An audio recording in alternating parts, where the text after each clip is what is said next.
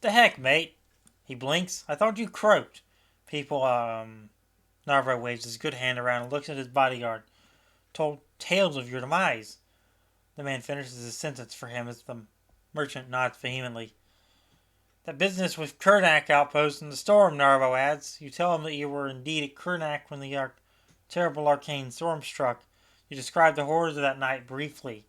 You add how many of your original comitatus died there, close friends, old traveling companions, but you walked away unscathed. This was years ago. Sheesh, that Irfan's looked after you something fierce, eh? Narvo chuckles heartily. But I'm sure you haven't come to reminisce about good old times, huh? His predatory smile makes you cautious, even though he invites you to sit down with a casual wave of his meaty hand.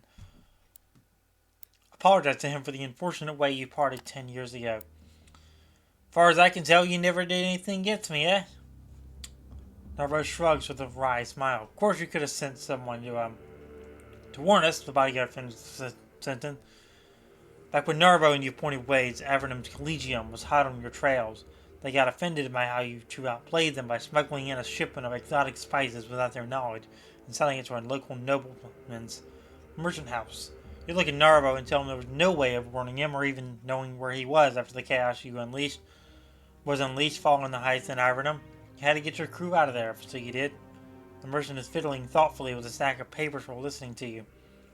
I appreciate you coming clean even if this sorry business was so many years ago, he says after a long pause. The bodyguard becomes visibly less tense, but something tells me that you ain't all you came for still, so what is it?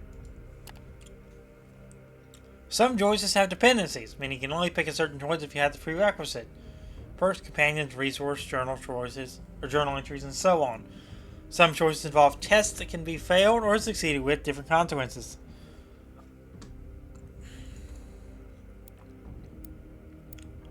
You explain to Narvo how you want him to give you a discount on shipment of metal scraps, which you then would smuggle into Divin through contacts you have in the city's underworld. The profit on the shipment will be quite exquisite. You do not name your contact, but divulge enough of her that the plan looks solid. Buyers, you say, are lining up expecting the shipment soon. Narvo sits in silence, eyes fixed on the table as if listening to some noise from afar. He does not cut you off at any time during your proposition. At length, after you are done, he looks up and gives you a weak smile. Sounds like you've been thinking a long time about it, he says as he shifts in his chair. And it's a great plan, except for the part where I give you a discount for your skin and not much else. I don't do that, mate. That will make me what? An almoner, the bodyguard adds discreetly. That'll work. Narbo looks at him. When the man nods, he turns back to you. Aye, an almoner. See, I am no almoner. You know you gotta do better than that. What you got for me? Tell him that you'll be in his debt. You'll make a tidy profit as it is, but you will owe him a favor. How much resorts one is that we got?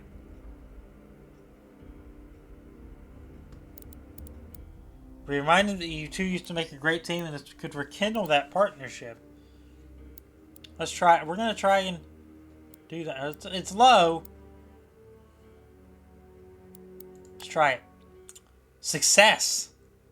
We used to run together, true. I admit it was profitable back then and would have gone on if not for the unfortunate business. Narbo rubs his chin thoughtfully. Alright, I'll help you. But just to be clear, you owe me for this more than just a vague promise of cooperation. And I'll collect. I'll collect right now, in fact. You headed to Divin by way of Avernum, eh? You nodded. When you nod, Narbo leans closer and signals his bodyguard. The man with the dreadlocks steps closer and carefully produces a small packet from beneath his leather jerkin, then puts it into the merchant's palm. This here little fellow is mighty important to me. If you take this out of the city and deliver it to my associate in Avernum, we're even. You get your discount scrap from me. The merchant offers you the package. Javek draws in a breath, but before he can speak, Narbo interrupts him. And before Pretty Bear here asks, no, I won't tell you what's in it, and don't even think about opening the package. What I can say is, it ain't dangerous to you itself, but, you might want to keep it hidden from the damn militia of good old Crap Heap. Take the package. The way Narbo glares at you makes it clear that you have no other choice. This might be the opportunity you would hope for. The package is small enough to fit your palm, feels very light, and is wrapped in fine leather. You pocket it after briefly observing it. You'll be looking for a man named Scornar in Avernum. He ain't to be trifled with either. But tell him I sent you and you'll be fine. You can find him or his men in Lavinus's watering hole most of the time. Give this little fellow to him and to him only. Understand? After you assure him you do, Narva will instruct you to give him an hour, then look for his people at the market and simply introduce himself.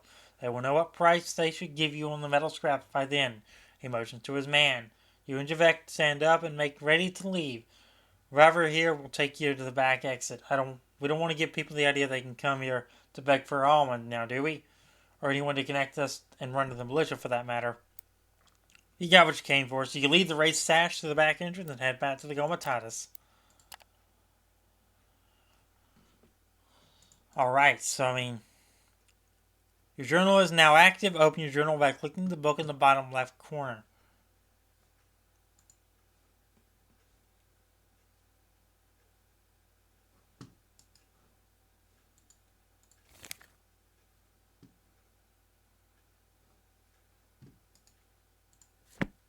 I didn't even notice that. The journal allows you to view your quest tasks and other related information. You can search for entries or filter them on the top left.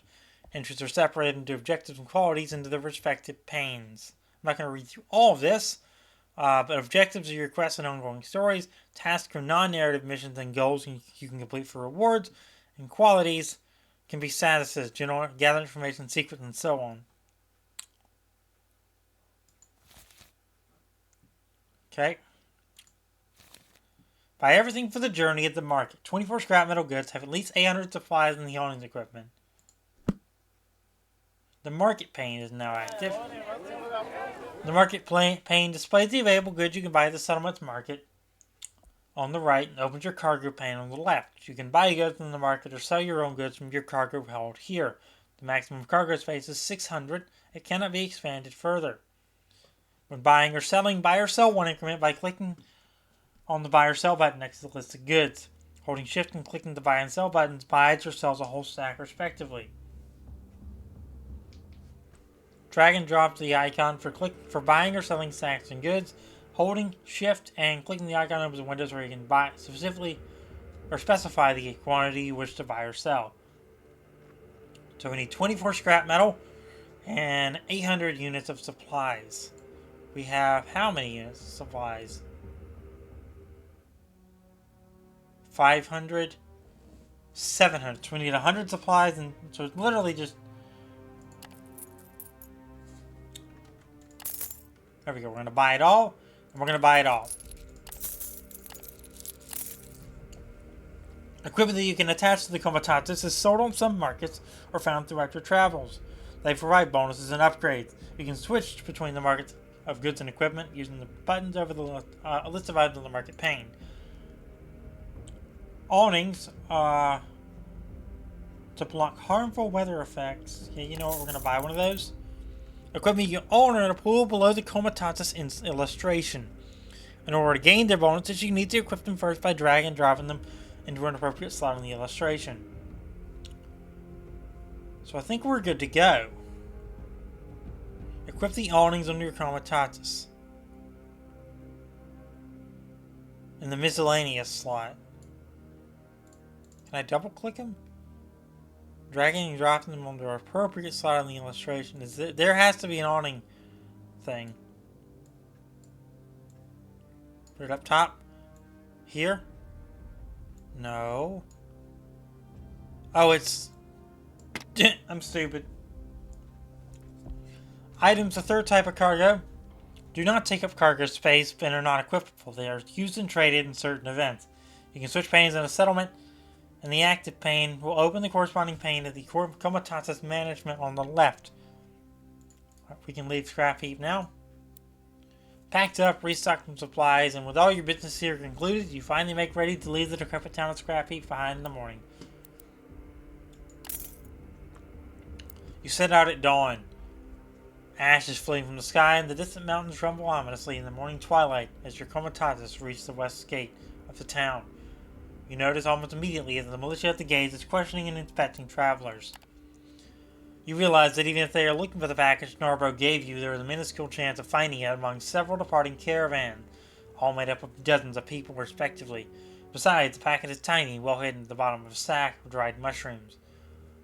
A rogue magistrate of the Heap King appears to coordinate the search effort, picking out people or even whole traveling groups for inspection. As your comitatus draws near, it takes only a passing glance for him to check you and your crew before he motions to the guard to let you through. You quietly pass under the gate and out into the broken wasteland. The comitatus is well on its way, and Scrap Heap was a mere dot on the horizon by the time Javek joined you at the front of the line. Just like I said, you made the right choice with this venture. Talk of how many you may have saved and all is spreading like wildfire, he says with a faint smile. Of course, we do have to make it alive to Devon with the cargo, but it's a good start, don't you think? Agreed, there may be hope left to comitatus after all. Well, I'm sure it'll be fine. It's not like we started this business yesterday. With that, you both go back to your duties and the constant monitoring of the horizon. If all goes well, you will reach the wound in a few days, where you can turn south along the edge of the molten turn and travel down to Avernum.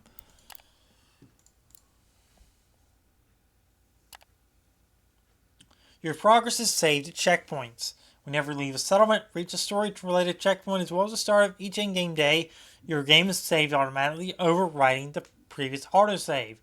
Manual saving is unavailable in the standalone story. In the open world main campaign, you can save manually in the in-game menu, except during combat or events. There they were, with a full cargo hold, and filled with newfound hope. Yet, the road ahead still promised hardships and peril. I travelled with them southwards, expecting to reach more habitable lands beyond the Molten Tongue's river of lava. So we gotta go a long way. Let's see, let's go this way. The crew management UI is now active. Click on the sheet in the top left corner to open it. The crew management window allows you to manage your comitatus. Morale is the general mood of your comitatus. If it ever drops to 1, there is a chance that they dissolve and you lose the game. You can see the current effect of your morale below the rating. Obedience indicates how satisfied your slaves are. Low obedience leads to theft, runaways, and worse. Be aware to guard your slaves with enough fighters and treat your slaves well to raise obedience. Nutrition shows you how well fed your crew is. Low nutrition incurs penalties. Extra rations raise nutrition while starving your crew repeatedly lowers it. Vigor indicates how tired the comitatus is. Low vigor results in penalties on tests and it ends. Upkeep is how much you owe your crew. You can pay them at the end of each day or keep collecting debt. Consumption is how much food your crew consumes each day. Running out of supplies leads to a quick death in the wasteland. Workforce is generated by workers and slaves. You have to have enough workforce to cover the comitatus' needs, including bees, crew, and passengers. Going below the required number poses serious penalties. Passengers are people your comitatus takes to their destination for rewards. Here you can see the number of each crew and beast type you have in your comitatus. Outriders are special because you need a fighter and a mount to be able to create an outrider by using the plus button. For now, add an outrider, then close this window by clicking the X.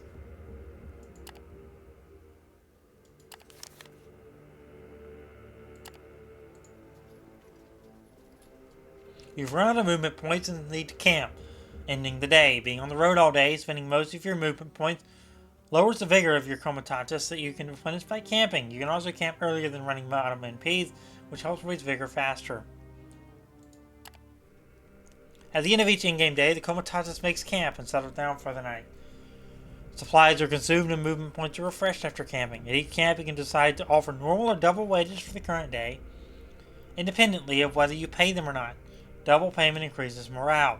You can also choose to pay all your debts to your crew at this time. Pay now or accrue payments. Pay later, but the longer you delay, the grumpier the crew gets. Under acquire supplies, you can send your crew out into the wasteland to find supplies and sometimes even other goods. Base chances for these activities depend on your related perks, if deputies, crew, and the region you are in. You can also see the expected yields below each activity. The cost of hunting and foraging is movement points or vigor. Hunting uses scouts and has a chance to get you a large number of supplies. Critical failure might kill scouts. Click on the scouts to allow hunting. The summary of what happened to your crew that day can be seen on the right. You can also talk to your companions using the speech bubble icons beneath their portraits.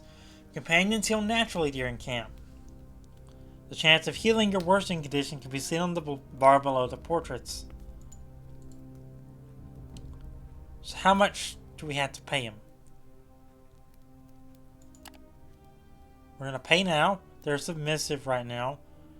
Workforce 16.9. We're going to give them the full amount of rations. We have plenty of food and money right now to do that.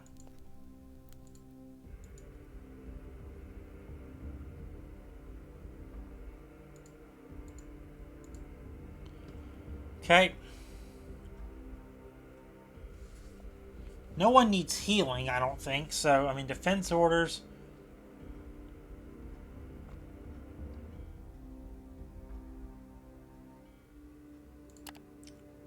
Do that, and let's end day.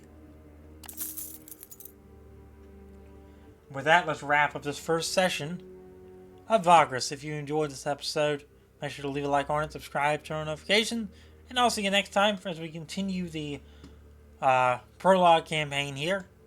Hopefully we are kind of moving into the meat and potatoes of the game now. I think we've learned a lot. I've enjoyed this so far, playing this properly. So I've only played 30 minutes before. We've already played more than that now. Having a blast. We're going to be diving more into it and getting to the expansion hopefully in the next session or two. So yeah, that's going to do it. If you enjoyed, like the video, subscribe to be notified of new videos every day at 11 a.m. Eastern, 8 a.m. Pacific, and turn on the notification bell. And that's going to do it. I'll see you next time for more here on Seren Santiago. Thanks for watching.